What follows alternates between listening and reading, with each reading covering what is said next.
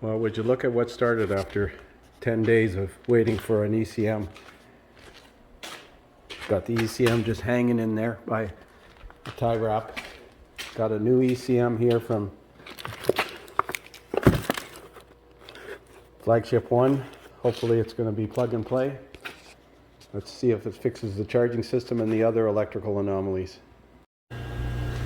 So I'm going to have to cut these screws because they're broken off here. So I'm cutting them with a zip cut blade or a sawzall. I got to cut this one, and this one. I forgot I brought a brand new Makita sawzall.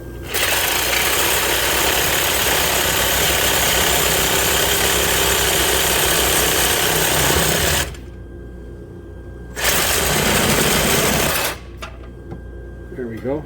That's one way to get the computer off. Now I got to get those bolts out.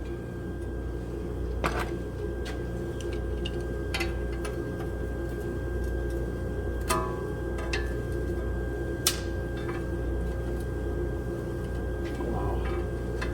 There's only a 1/4 inch of that one, and it still won't come out.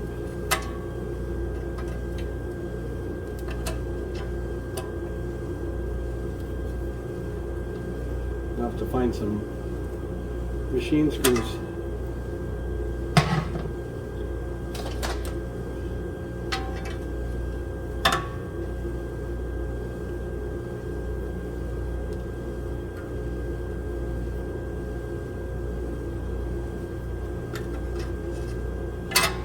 Those look like they might be 6mm bolts. Well, we'll get it off. So I got the bolts out. They were metric, but I put some 832s.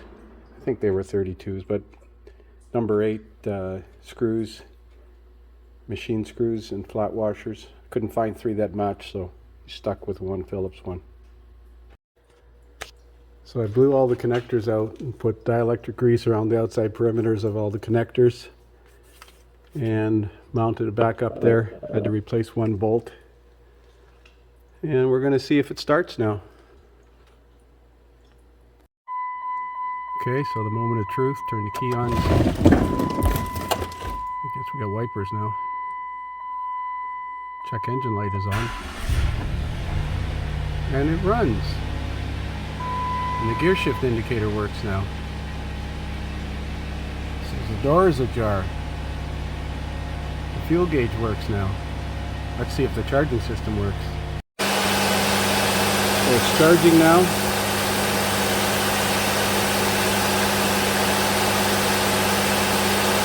.4 volts. Let's look at the alternator diode with us.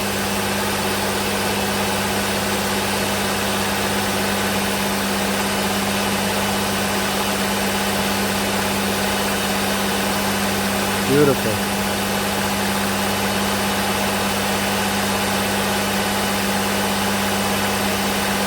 I'm curious if some of those tests that I was attempting to do would have worked,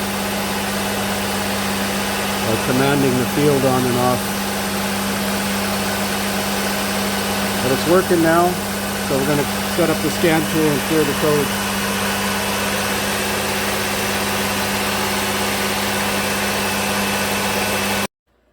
So I'm going to go in and do a network code clear.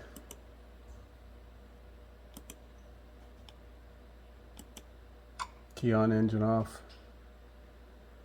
It's a little slower than GM, but not too bad. Because there were codes in multiple network codes. I'm sure that corroded module was taking down the network. Was doing some weird crank, stop, crank, crank, stop, crank. I was trying to bidirectionally control the charging system with a test light on it, and it wouldn't work. But then again, the computer was all full of salt and corrosion. I do have to fix that inner fender skirt.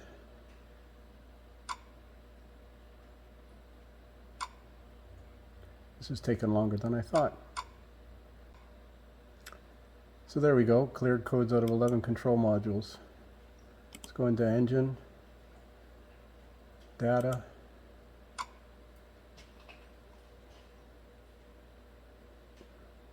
The charging system regulation was at 100% before. Desired double start, desired EGR sense. I'm going to start it up.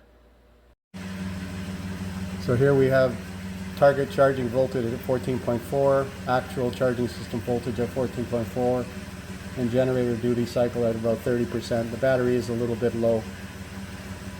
And 14.1 volts down at the scanner OBD2 connector or DLC connector. So that appears to be working fine now. So I guess this one's fixed. I just got to put the inner fender skirt back on and the wheel back on.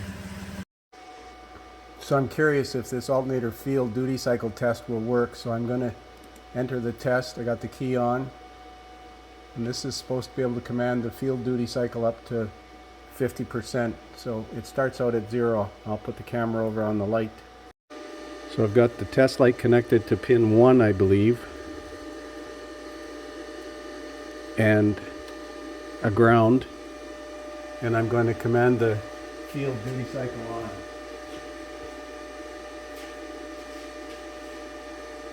%, 20%.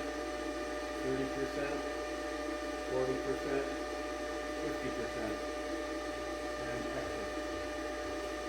So that test definitely works. But it's not across the two pins like it used to be. It's between pin 1, which is the brown wire, looks brown here, and the generator case. Okay, so I'll plug back together again. Now we'll put the inner fender skirt on. So there's the inner fender skirt fixed with a piece of plastic behind it.